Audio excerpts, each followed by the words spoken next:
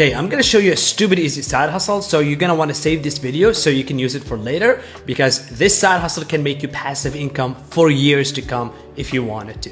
Step one, you're gonna go to Etsy.com. In the search bar, you're gonna type in men's t-shirts. You can see there's hundreds and hundreds of options that you can choose from. I like this one, let's click it.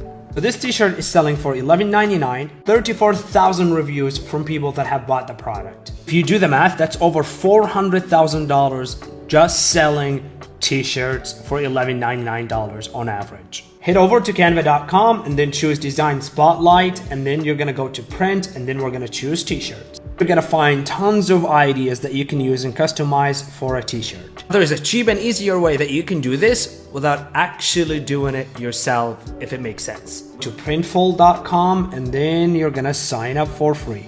Finish your design on Canva. From there, you're gonna connect your Printful to Etsy or Shopify or any other shop that you're using. Any orders made off of your Etsy account, Printful will create the order, print it, and ship it directly to the customer. All you're doing is sitting back, collecting the cash for years to come passively. I can follow for more side hustles like this.